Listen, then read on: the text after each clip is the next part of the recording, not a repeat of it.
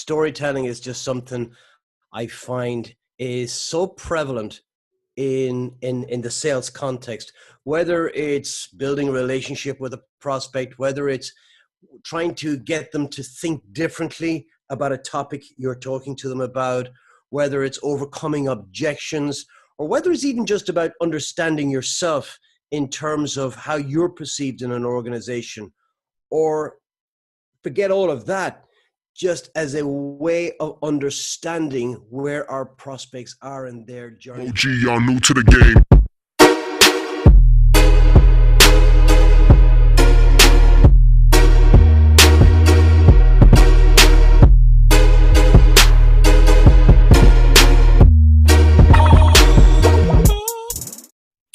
Hello, everybody. This is Morgan J. Ingram, host of the SDR Chronicles, providing you motivational content, sales development tactics, and tips for your sales development journey, your closer and sales journey, and also for your entrepreneurial journey, as sales development is the mantra and central point for your career and also for your life, as I believe that sales development we use every single day, and it is part of what you need to do to be successful. So today I have someone from across the pond, Paul, sales trainer to a multitude of big companies such as LinkedIn and Google. And I'm super excited to have him here today to talk about how to storytell and how to do it right. So without any further ado, I'm going to let Paul introduce himself and why he's excited about the topic today. Hey, Morgan, how you doing? Good to be on your show. As we mentioned when we spoke the last time, storytelling is just something I find is so prevalent in the sales context, whether it's building a relationship with a prospect, whether it's trying to get them to think differently about a topic you're talking to them about, whether it's overcoming objections, or whether it's even just about understanding yourself in terms of how you're perceived in an organization, or forget all of that, just as a way of understanding where our prospects are in their journey. That if you think about any book or any movie you've ever watched, there's a structure, there's a narrative structure to it. And it always starts out with some situation building, there's some context. And I was watching some program the other night, and I'm trying to think, who's the guy who was in Taken? Liam Neeson? Liam Neeson, that's the guy. Yeah. And it just reminded me, because I'd seen that series Taken. And if you think that most people have seen the show, you know, it opens up with a scene in Paris where his daughters are on vacation, and every story is the same. And then something happens. Every story has that something happens. It's called that complication. In sales, we call it the pain points. Yeah. It's something maybe your prospect's organization is facing stiffer competition. Maybe there's new legislation around a particular area. GDPR, for example, is one that's prevalent right now. Maybe it's some competitor moves. Something's happened in their world that's upset their nice, rosy view, their world.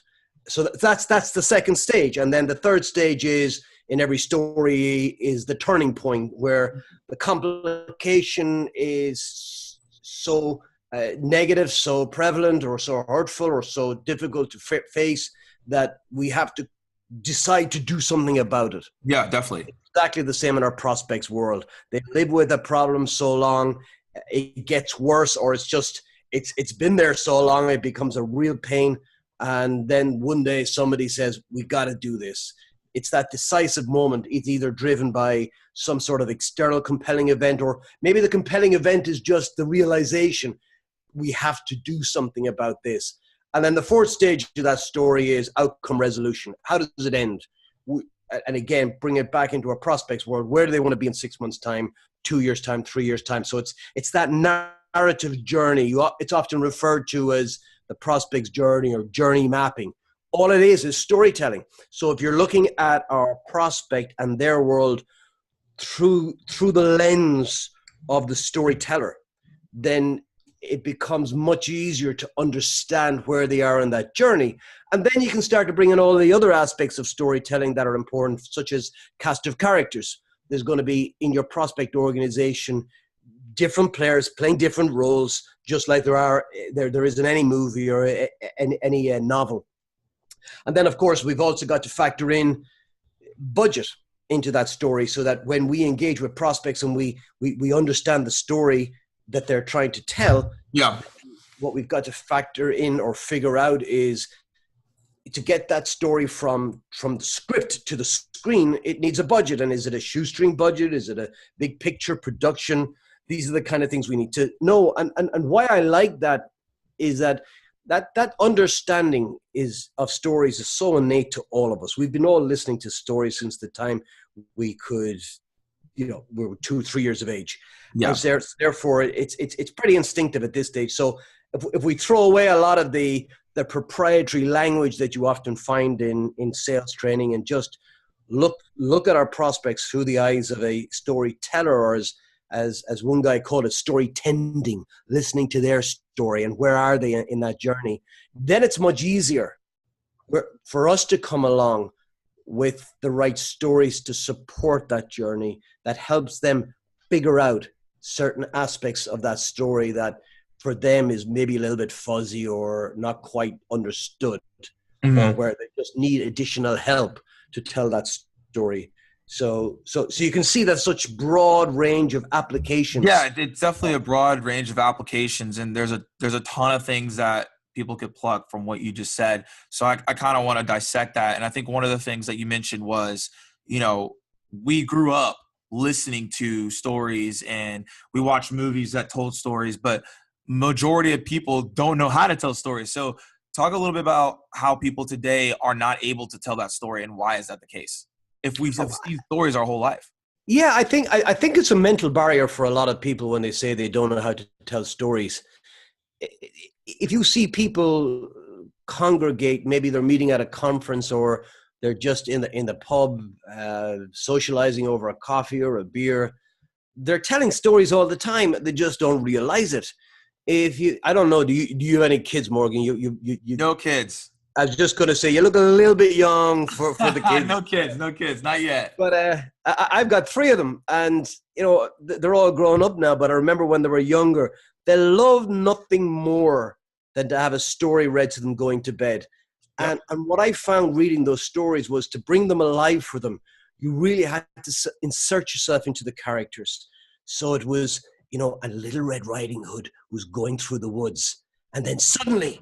And you had to give it that drama and give it that emotion, because now I'm not suggesting you give it that level of emotion when talking to a prospect to bring it alive, but certainly a level of authenticity is important, that when you're telling a story, you have to bring it alive and make it real for them and share. And that requires us to be a little bit vulnerable and share with them the emotions we were feeling at the time that we learned about the story. I'll give you for instance. A couple of years ago, I was traveling from New York via Penn Station down to Baltimore, and with my wife. And I like to take pictures when I travel. It's a hobby of mine. And you want to remember the experience? Sorry? You want to remember the experience? Exactly. Yeah. So, but we were, and I had my camera gear with me, tripod, everything, on my backpack, heading for the train station. And from our hotel to the train station it's a 4-minute walk. It's not far at all. But as you come around by, I think it's 7th Avenue or 5th Avenue. I think, anyway, as you look up from Penn Station, down this big long avenue, at the very end was this massive spring yellow moon. And it was just incredible light. And from behind me, 180 degrees away, coming up towards the moon, was this just incredible shaft of light as the sun was coming up.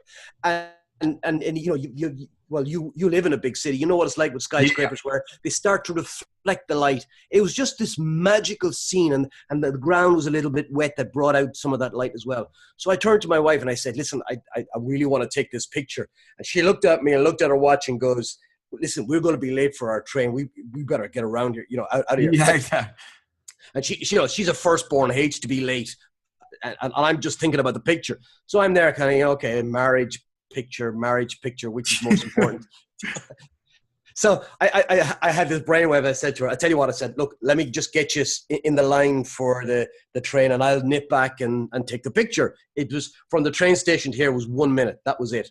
So we went in, put her in line, came back. So 2 or 3 minutes that elapsed. and the picture was gone. It was the moon had come up, the sky was brighter, the sun had come up, that magical light quality was just completely gone. And I stood there going, I didn't even take the picture because it was gone. And I often tell that story as a way of illustrating how important it is to seize the day. Yeah. But to your point is that when you tell that story, you have to tell it with an energy that brings people into it, that describes it in just enough detail that makes it real for them too, that they can experience it and that it's authentic. Right. It doesn't have to be true. And that's an interesting aspect. So explain that a little bit. Well, for example, if I told you there was one element of that story which wasn't true, could you tell me which one it was? No, I probably couldn't. I don't know you well enough to tell you to know which one isn't, you know? Well, this is it. There's only one person who probably knows it isn't true, and that's my wife, because she wasn't with me. It was my PA was with me, my secretary. Now, if I had started that story saying, my secretary and I were coming from our hotel room and we were heading to the train station, suddenly the path of that journey takes a detour. And now that becomes the story. And therefore, sometimes it's important to control the details, because the message is about seizing the moment, missing the light, and not seizing the moment. And where if you introduce elements that kind of get people going, well, I wonder why he was there with the secretary, and now they're no longer listening. Right.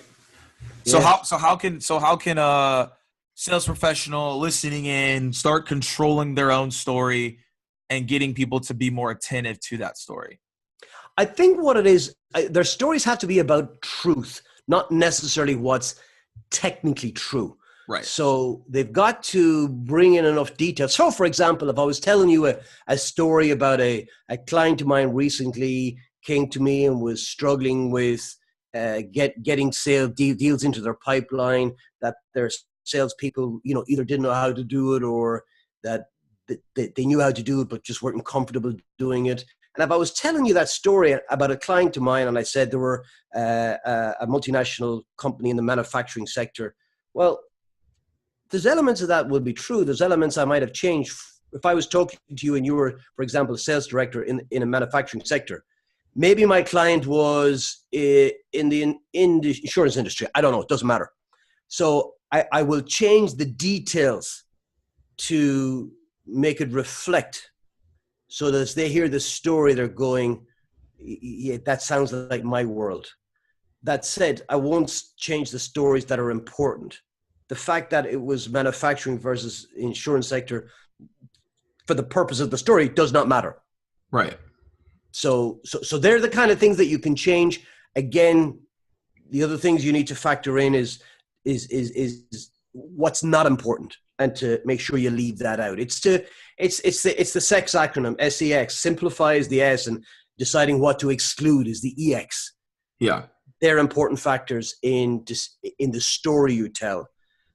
The thing is, the stories that we have are all around us if we just pay attention. If you want to tell somebody a story, if you want to share, you're under pressure to give discounts to a prospect, and you want to defend your price, and you want them to remember that you pay for quality, for example, and that the price or the pain or regret will last a lot longer. Yeah, for sure. You can say that, and it's very easy to say that, Mr. Prospect, well, you get what you pay for, and I don't want you to regret this, so that's why it's worth paying more. But that's easy to say, and it really doesn't have the same effect as when you can tell a story that recalls a time when you were tempted to go cheap.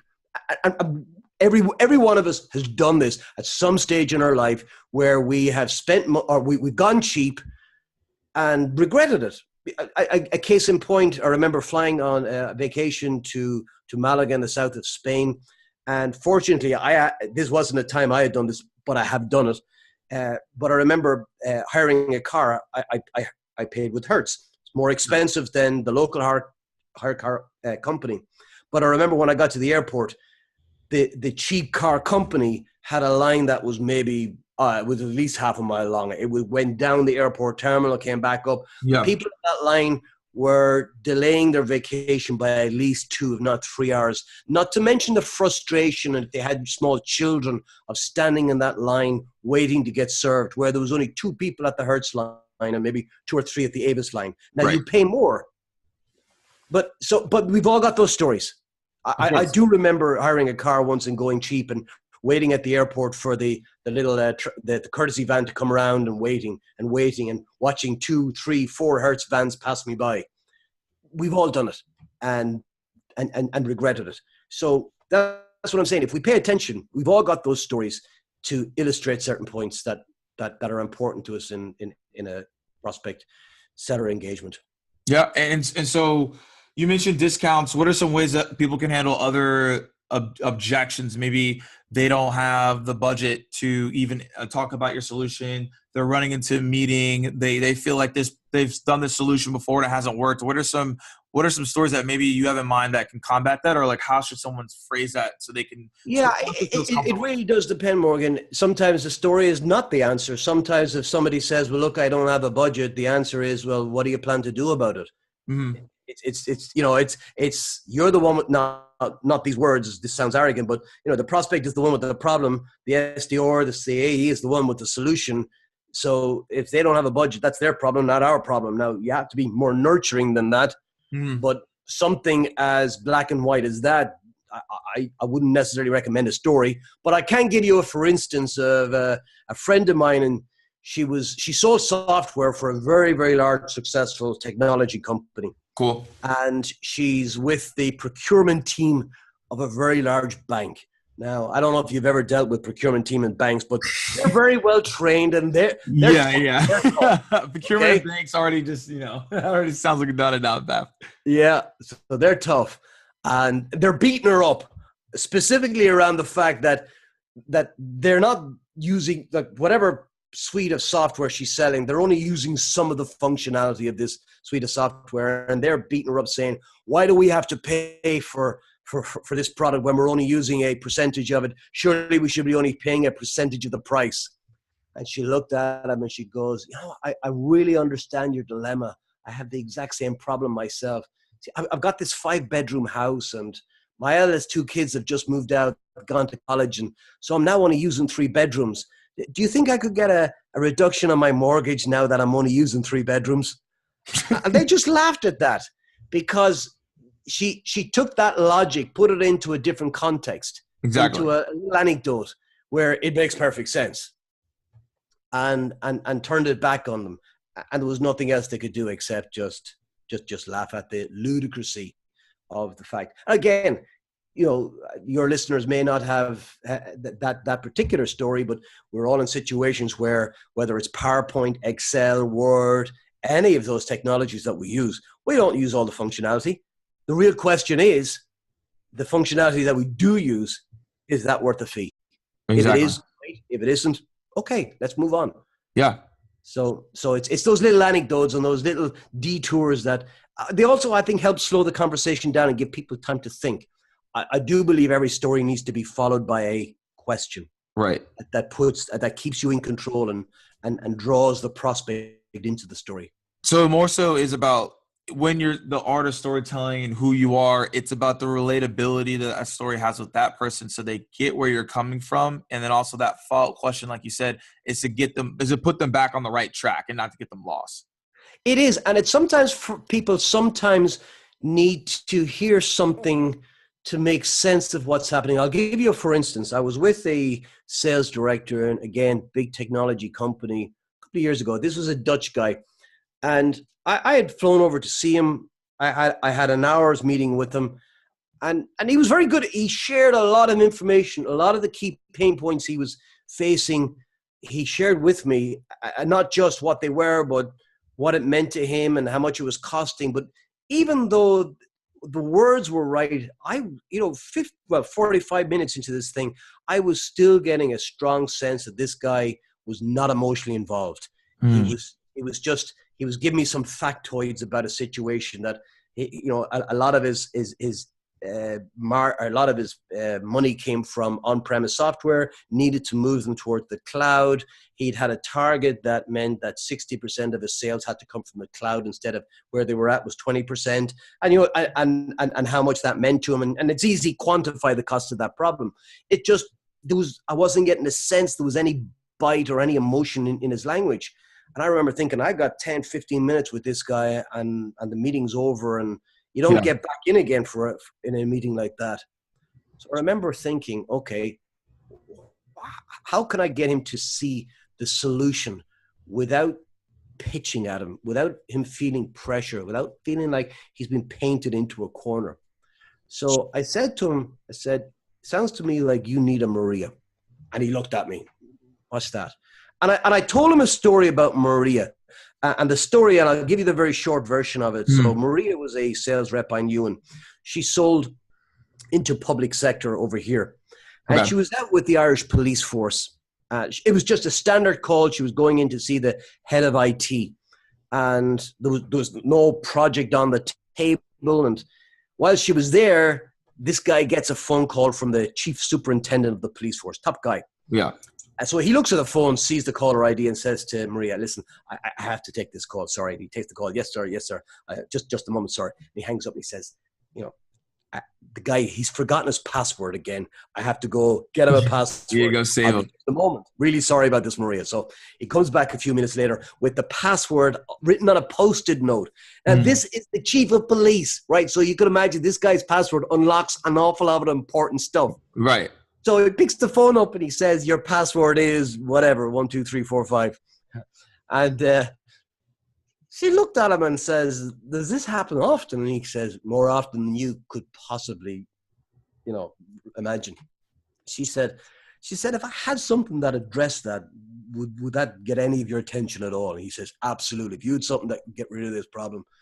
So she went back, and the interesting thing was at the time her company had a product where password management was a piece of functionality. It was only maybe 10% of the functionality of the product. Right. The interesting thing, the product was this asset management suite of products.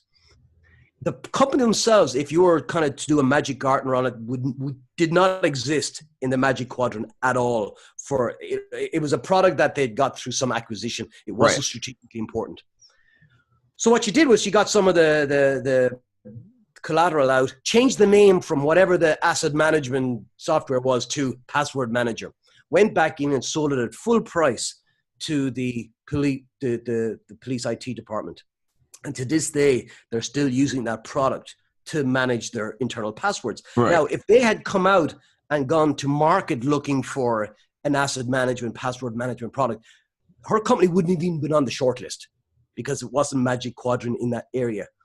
But anyway, to bring back, so I told this story about Maria's inventfulness and her approach, which was to go in with a blank sheet of paper in her mind and figure out what the key challenges were facing the police force, and then how to take that and position it in a way that made perfect sense, that was easy for them to say, we'll take it. And that's the element of the story I told him. And he goes, that's exactly what I want. And that was it. Our time was, the meeting was up, and he says, I'm going to send you an email, he says, with all the next steps. By the time I got back home, which was a couple of hours later, I had this long email, a page long, from him saying, okay, we're going to do this, I'm going to get the budget from here. Right, they illustrated the value. The whole thing. The whole thing was just laid out. I didn't have to do a tap.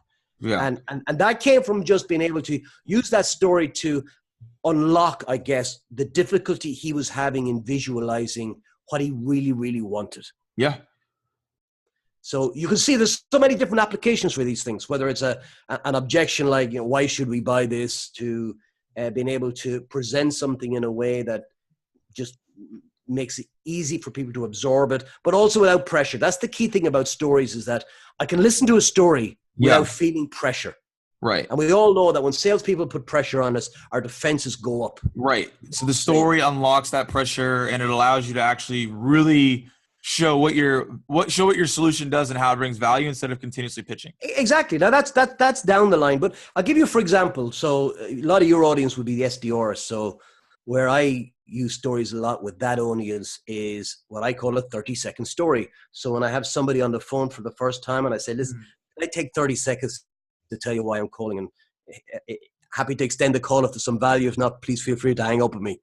You always get the 30 seconds. So in the 30 seconds, in my world, it would sound something like this. Morgan, I work a lot with sales directors in technology companies, and they've got great people, and some of them even have their own internal sales training. But for whatever reason, they're finding that they're just not getting in front of enough prospects on a consistent basis, or when they do get in front of prospects, it's just taking too long to close business. Deals are falling through the cracks. Deals are getting pushed out into the next quarter. And when they end up closing business, they're often resorting to discounts to get the deals over the line, which of course impacts their profitability. Does any of that sound familiar to you at all, Morgan? That to me is a 30-second story where what I'm doing is I'm relating to you my customer story, what their world is like before we work together. And that's a way you can listen to that and allow yourself to insert yourself into it, to connect with it, and for it to resonate with you. So you go, yeah, that sounds familiar. To me, the purpose, not the purpose of a story, but the value of a story from an SDR's perspective is that it allows you in a short amount of time to connect with somebody, for somebody to see relevance in what you do. You don't talk about the product, sales training, or anything else. It's irrelevant. Yeah. What we talk about is the issues and challenges that resonate. And if they do, you've got a conversation. If they don't, they're not your prospect. It's as simple as that. Yeah, no, and I love it. Now that's a great point to wrap this whole thing up on. Paul, thank you so much for coming on the SDR Chronicles today. The last question I ask every single person that comes onto this show is, what is the number one piece of advice that you have for SDRs as they enter into their new role? Work on mindset. Get your head into a space where you feel financially independent and you don't need the prospect's business. As soon as we start thinking, I need the deal, I need to find a new opportunity, that clouds our judgment. It gets in our way, it puts pressure on us, and we work suboptimally. Just free yourself up and be financially independent. You don't have to have $1 million in the bank. It doesn't matter what. Yeah. It's purely a mindset issue. Millionaire mindset, guys. That's it. You got it. Mindset. Well, Paul, thank you so much for coming on. As I always say, guys, keep dialing, and I'll see you guys soon.